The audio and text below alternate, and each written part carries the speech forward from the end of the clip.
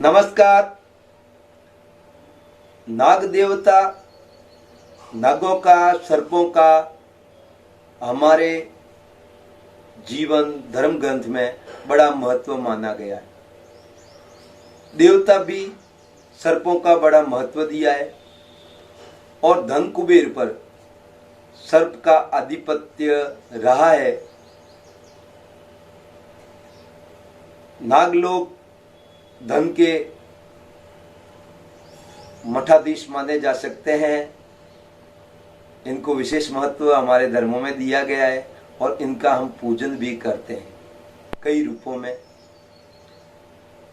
और ज्योतिष में भी इसका विशेष महत्व है।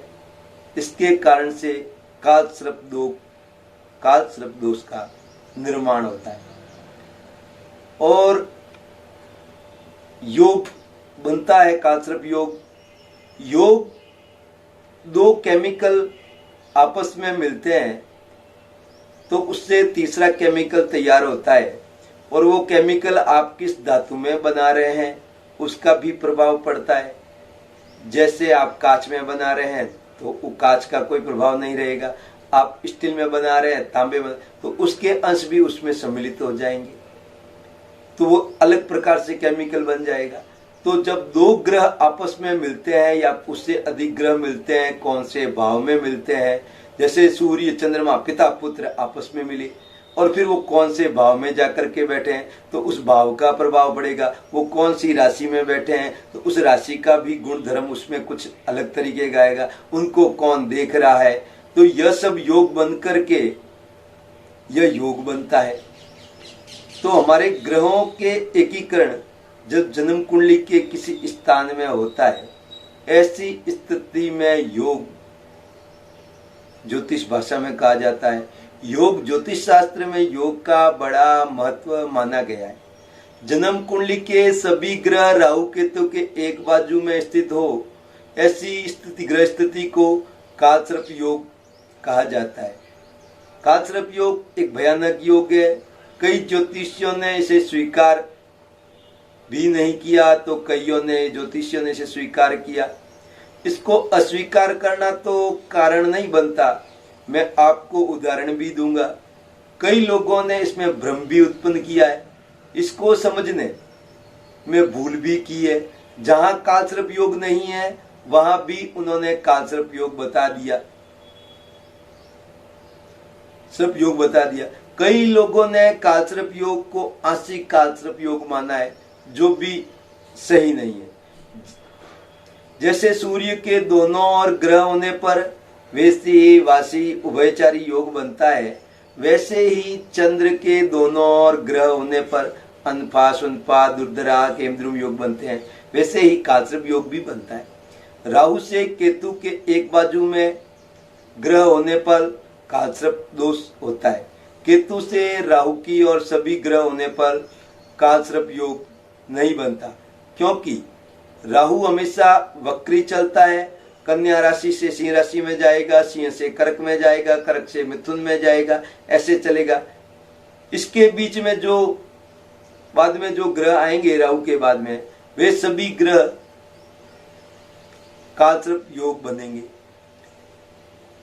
एक ही ग्रह बाहर रहने पर मंगल शुक्र गुरु तो काल सर्प योग नहीं होगा, फिर भी आंशिक भी नहीं होगा, क्योंकि राहु धड़ है और केतु सिर है। केतु को हम ध्वजा के रूप में स्वीकार करते हैं सिर की, और वो राहु चल करके पैर उनके हैं धड़ के, वो चल करके केतु की ओर जाएगा। यह काल सर्प। और भी कई उदाहरण दूंगा मैं आपको, एक सामान्य सा समझा रहा हूँ। महर्षि पाराशर बारामीहर जैसे प्राचीन ज्योतिष आचार्यों ने काल सर्प योग को माना है। अपने धर्म ग्रंथों में इसका जिक्र भी किया है। लघु कल्याणमल वर्मा, बादल नारायण गर्ग ने काल सर्प योग सिद्ध किया है। हमारे काशी वाराणसी से प्रकाशित व्यवहारिक ज्योतिष तत्वम एवं जन्मांग फलंग विचारों के काल सर्प योग के निवारण और उपाय भी सुझाए हैं। हमारे जैन ज्योतिषी में भी काल सर्प योग की व्याख्या की है।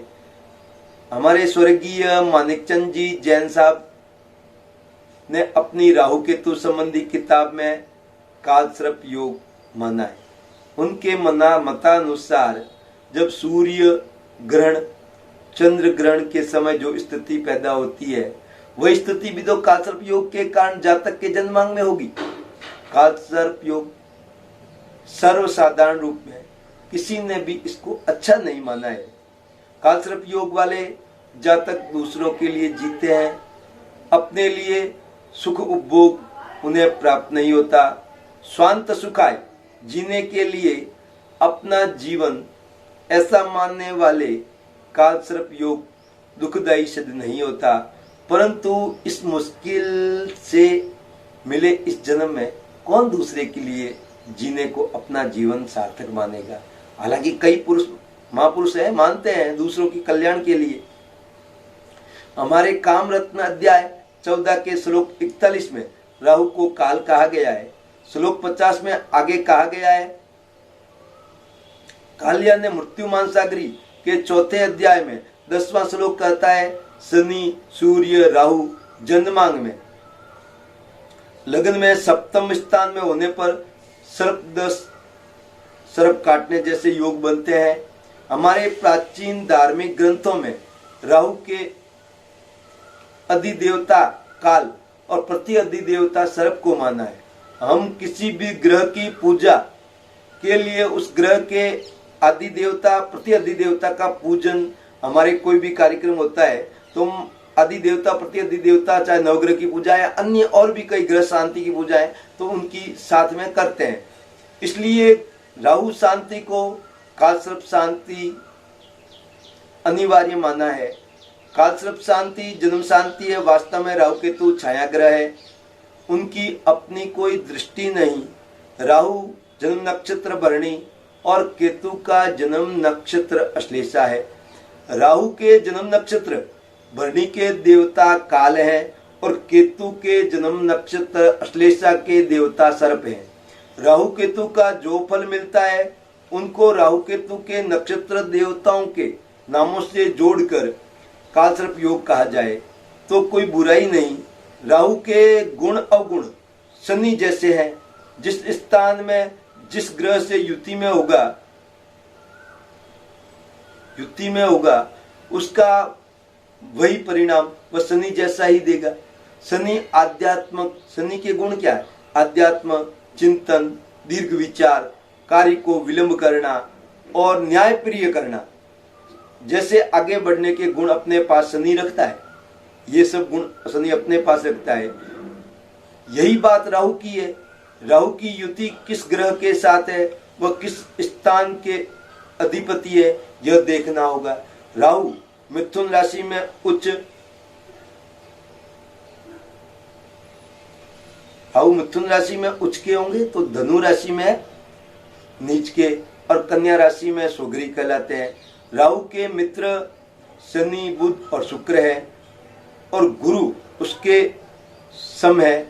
रवि चंद्र मंगल उनके शत्रु है। इसके साथ ही ज्योतिष करने वाले ग्रहों के स्थान पर उसका अमल होता है।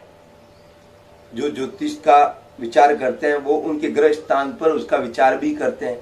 केतु के भी परिणाम ऐसे ही है। केतु मंगल के गुण धर्म को अपनाया हुआ है।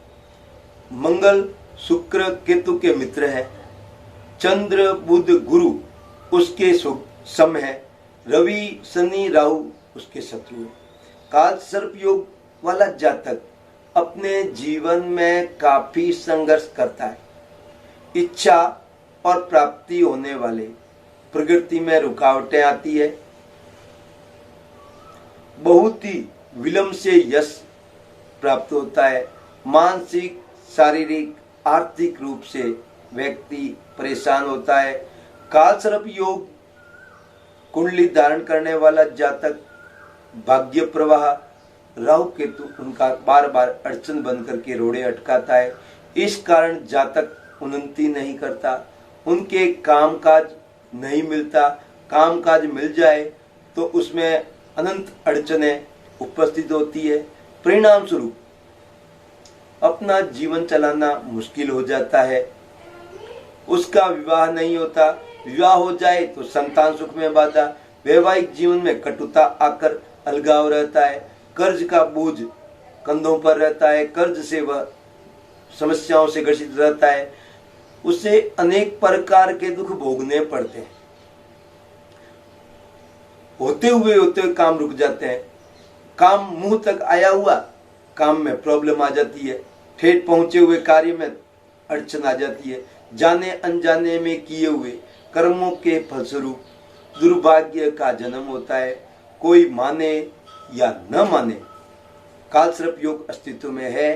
किसी के मानने या न मानने से शास्त्र सिद्धांत ना कभी बदले हैं, ना कभी बदले हैं और ना कभी बदलेंगे। फिर भी ज्योतिष में विषोत्री महादशा के 18 वर्ष और अष्टोत्री महादशा के 12 वर्ष आचार्यों ने राहु की दशा निर्धारित की है। फिर उनको दोष नहीं मानते, राहु को नहीं मानते, तो दशा क्यों निर्धारित की? और दशा निर्धारित की तो कालसर्प योग को भी मानो। हमारे धर्म में सर्प का भी बड़ा महत्व माना गया है। प्रभु रामचंद्र जी 14 साल वनवास में साथ देने वाले लक्ष्मण जी ने शेषनाग के अवतार थे। रावण के संहार में लक्ष्मण जी का योगदान भुलाया नहीं जा सकता। मथुरा के कन्हैया में गोकुल प्रवास के दरमियान ऊपर से मूसलाधार बारिश और यमुना नदी की बाढ़ से छत्र बनकर संरक्षण देने वाले शेषनाग का इतिहास भी भुलाया नहीं जा सकता। उसी तरह कालिया मर्दन के बाद ग्वालों ने कृष्ण कन्हैया से बने यह बात भुलाई नहीं जा सकती। संपूर्ण विश्व का संचार करने वाले स्वयं भगवान विष्णु शेषनाग पर नींद लेते हैं। स्वयं शेषनाग छत्र बनकर उनकी छाव प्रदान करते हैं। भुजंग शयन की कहानियां आज भी घर घर में कहीं कहीं सुनाई जाती है, कही जाती है। देवों के देव महादेव नाग के सिवाय शिवलिंग की हम कल्पना नहीं कर सकते।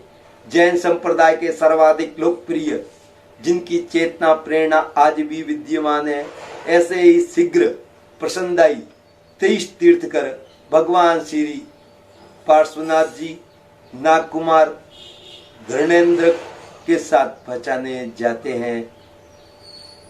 भूमि पूजन में भी नाग देवता का हम लोग पूजन करते हैं और भूमि पूजन नाग के बगैर संभव नहीं, विष्णु के बगैर संभव नहीं। इस योग की खासियत है कालसर्प योग जन्म निश्चयी रूप से भोग के लिए ही है, किसी विशेष उद्देश्य के लिए भी अवतरित आत्मा की संतान कालसर्प योगी को माना जा सकता है। और उन्होंने बहुत बड़े प्राप्त भी किए हैं। विशेष तरह से सूक्ष्म दिव्य संचालन राहु केतु करते हैं। मैं आपको उदाहरण दूं, अब्राहम लिंकन, पंडित जवाहरलाल नेहरू इस योग के बड़े उदाहरण हैं। अटल बिहारी वाजपेयी भी इस योग के विशेष। किसी दंपति को बाल बच्चा नहीं हो रहा है और ऐसे प्रसंग में किसी शब्द ब्रह्मनिष्ठ संत ब्राह्मण के आशीर्वचनों से उन्हें बाल बच्चा हो जाता है, तो वह कालसर्प योग, वह बालक के भी कालसर्प योग होगा। हमारे भारत की पत्रिका देखें तो उसमें कालसर्प योग है। तो पहले प्रधानमंत्री बने जवाहरलाल नेहरू, उनकी पत्रिका में भी कालसर्प योग है। चतुर्थ अष्टम स्थान में राहु हो और कुंडली में कालसर्प योग हो तो वह अधिक नकारात्मक होगा। कालसर्प योग सकारात्मक हो तो मूल रूप से गोत्री के राहु का भ्रमण होगा, तब या राहु की 18 साल की महादशा में श्रेष्ठ फल प्रदान प्राप्त होते हैं। हमारे रिलायंस इंडस्ट्रीज के उद्योगपति श्री धीरूभाई अंबानी का जन्मांक इसका अच्छा उदाहरण है। राहु की महादशा में 18 वर्ष में ही धीरूभाई जीरो से ब्रह्मांड प्राप्त कर सके। इन 2 दशकों में राहु ने उन्हें खूब लाड किए। जर्मन के शासक हिटलर, विश्वविख्यात गायिका सुश्री लता मंगेशकर, प्रसिद्ध फिल्मी अभिनेता अनिल कपूर, अनेक प्रसिद्ध ख्याति प्राप्त लोगों की कुंडली में कालसर्प योग विद्यमान है। लेकिन कई व्यक्तियों के कालसर्प योग के कारण दुर्भाग्य से उनका पीछा नहीं छूटता। नाग देवता संपत्ति के भी प्रतीक है। दुनिया की संपूर्ण धन संपदा पर नागों का आधिपत्य है। कालसर्प योग पूजन करने से समृद्धि मिलती है, लेकिन दोष संपूर्ण रूप से नष्ट नहीं होता। यह मैं मानता हूँ। आप कितनी पूजा करा दो, पूर्णता से दोष संपूर्ण नष्ट नहीं होगा। जब राजयोग हमारे पत्रिका में है तो वह नष्ट नहीं होगा, तो दोष का योग भी नष्ट नहीं होता। एक बार आप पूजा करवाने से दोष नहीं जाएगा। मैं एक आपको हल्का सा उदाहरण दूं। आप किसी को, पितृ को या अन्य कोई मेहमान को एक बार तृप्ति से भोजन करवा दो, फिर उसके बाद में उसको भोजन की आवश्यकता नहीं रहेगी। तो जो दोष है आप पूजा कराओ, उसका लाभ होगा आपको अवश्य। लेकिन उसके लिए मैं और भी उपाय बताता हूँ आपको। आपने कई बार ऐसा सुना भी होगा, पूजा मैंने करवाई, कोई विशेष असर नहीं हुआ। असर होता अवश्य है, लेकिन एक तो आपको ज्यादा ही नकारात्मक विचारों के हैं तो आपको असर नहीं होगा। आप सकारात्मक विचारों के हैं तो असर जल्दी होगा। जब हम कोई अस्वस्थ होते हैं, कोई दवाई लेते हैं, तो वो दवाई असर करती है, साथ में हमारी आत्मविश्वास भी असर करता है। हम वो जब दवाई लेते हैं तब ये मन में विश्वास होता है, अब मैं ठीक होने जा रहा हूँ, अब मैं स्वस्थ हो रहा हूँ, अब मैं स्वस्थ हो रहा हूँ। तो इसी प्रकार से यह असर भी करता है। और इसके अलावा भी मैं आपको बताऊं, जब आपके कालसर्प दोष है और कौन से भाव में है और वहां पर कौन सी राशि है, उस राशि के अधिपति कौन है, देवता कौन है। जैसे कि शुक्र है, 2 या 7 लिखा शुक्र, तो शुक्रवार को आप महादेव जी के ऊपर नाग देवता का पूजन करें। प्रत्येक सप्ताह में एक बार जाना है, जा सकते हैं, तो उससे कुछ लाभ अवश्य होगा और अच्छा लाभ होगा। महादेव जी के ऊपर धारण नाग देवता का पूजन करना होगा। राहु जिस ग्रह के साथ है उस ग्रह के साथ उस दिन महादेव जी का पूजन करना चाहिए, उन पर जल अर्पित करना चाहिए, उस दिन सर्प देवता का पूजन करना चाहिए। कुल कालसर्प योग दोष 288 प्रकार के हैं। मुख्य रूप से 12 प्रकार के होते हैं। अनंत कालसर्प योग लगन से सप्तम भाव तक बनने वाले इस योग के अनंत कालसर्प योग हो जाता है, कालसर्प योग होता है। इस योग के कारण जातक को मानसिक अशांति, जीवन की अस्थिरता, वैवाहिक जीवन में दुख होना, इस प्रकार के प्रभाव होते हैं। दूसरा प्रकार का कालसर्प है कुलिक कालसर्प योग। यह योग द्वितीय भाव से यानी कि धन भाव से अष्टम भाव आयुष भाव तक रहने वाले इस योग के कारण जातक स्वास्थ्य प्रभावित होता है। जीवन में आर्थिक पक्ष को लेकर अत्यंत संघर्ष करना पड़ता है। पारिवारिक भूमि संबंधी विवाद उत्पन्न होते हैं। आपके हक का आपको प्राप्त नहीं होता। और तीसरे प्रकार का वासुकी कालसर्प योग। यह योग तृतीय भाव से नवम भाव तक बनता है, यानी कि पराक्रम से भाग्य तक। तो इसमें पारिवारिक विरोध, भाई बहनों से मनमुटाव, मित्रों से धोखा, भाग्य की प्रतिकूलता, व्यवसाय या नौकरी में रुकावट आती है। चौथे प्रकार का कालसर्प योग। यह योग चतुर्थ से दशम भाव में होता है। यह व्यवसाय, नौकरी, विद्या अध्ययन इत्यादि पक्ष में रुकावट आती है, घाटे का सामना करना पड़ता है। यह शंखपाल कालसर्प योग है। इस योग में सुख भाव से दशम भाव तक होता है। और पंचम प्रकार का पद्म कालसर्प योग पंचम से एकादश भाव में, यानी कि ज्ञान भाव से संतान भाव से लाभ भाव में राहु और केतु के होने से ये योग होता है। इस योग के कारण आपको संतान से संबंधित समस्याएं होती है, या फिर आपको गुप्त रोग से या लाभ की अधिकता में समस्याएं आती है। जितनी आपने मेहनत की उसमें उतना लाभ आपको नहीं मिलता। और छठे प्रकार का महापद्म कालसर्प योग, यह 6 से 12 भाव में, यानी कि ऋण, रोग, इस भाव से, शत्रु भाव से लेकर के आपके 12वें भाव यानी कि वह भाव में, इसमें पति विचो, चरित्र की गिरावट, शत्रुओं के निरंतर पराभव, यात्राओं की अधिकता, आत्म की बल की गिरावट, उसमें आत्मविश्वास की बहुत ज्यादा कमी आ जाती है। और फिर 7वें प्रकार का तक्षक कालसर्प योग, सप्तम से लग्न तक यह योग होता है। इस योग में सर्वाधिक प्रभावित वैवाहिक जीवन, संपत्ति संबंधी, स्थायित्व संबंधी समस्याएं जरूर आती है। और फिर 8वें प्रकार का कनकोट कालसर्प योग, अष्टम भाव से द्वितीय भाव तक योग होता है। इस योग में जातक रोग दुर्घटनाओं से कष्ट होता है, व्यापार में नुकसान, नौकरी में परेशानी, अधिकारियों से मनमुटाव। और 9वें प्रकार का शंखनाद कालसर्प योग, नवम से तृतीय भाव तक यानी कि भाग्य से पराक्रम तक निर्मित होता है।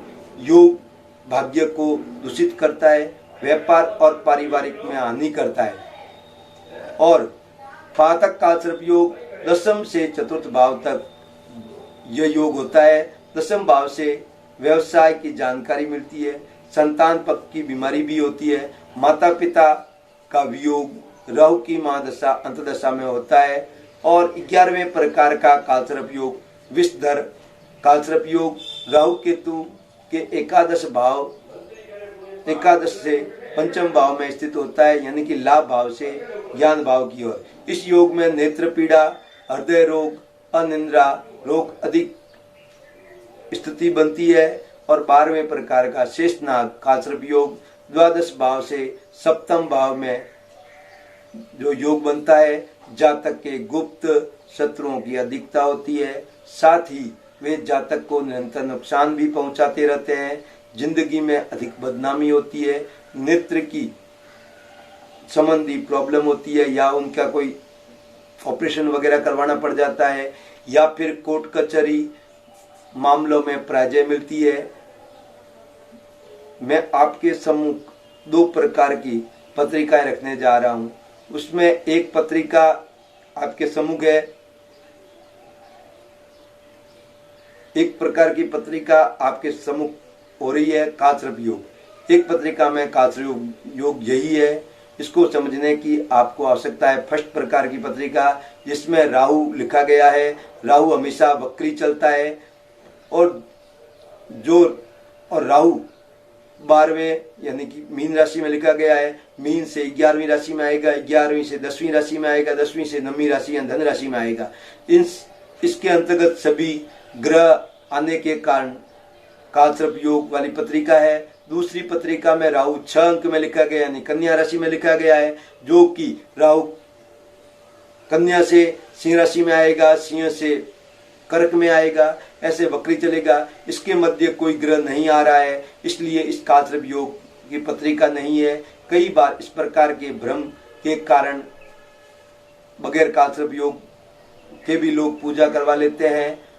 अन्य कोई योग के कारण आपको तकलीफ हो रही है, इसको देखना अवश्य आवश्यक है। मैंने यह कालसर्प योग के बारे में आपको बताया।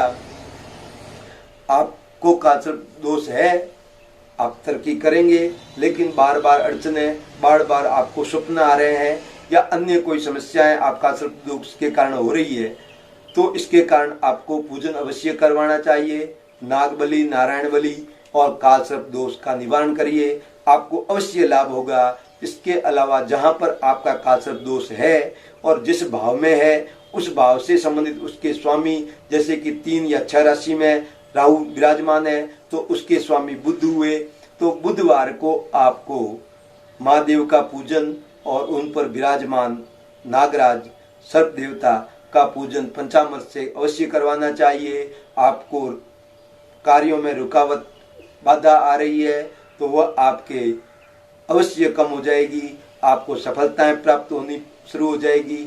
यह मेरा कार्यक्रम आपको अच्छा लगा हो तो अपने और अपनों को शेयर अवश्य करिएगा, ताकि उनको भी यह समस्या हो और इसका निवारण हो जाए, तो आपको वहाँ से भी आपको आशीर्वाद मिले और मेरा भी आशीर्वाद आपको आशीर्वाद। और नमस्कार, मैं आपसे अनुमति चाहता हूँ।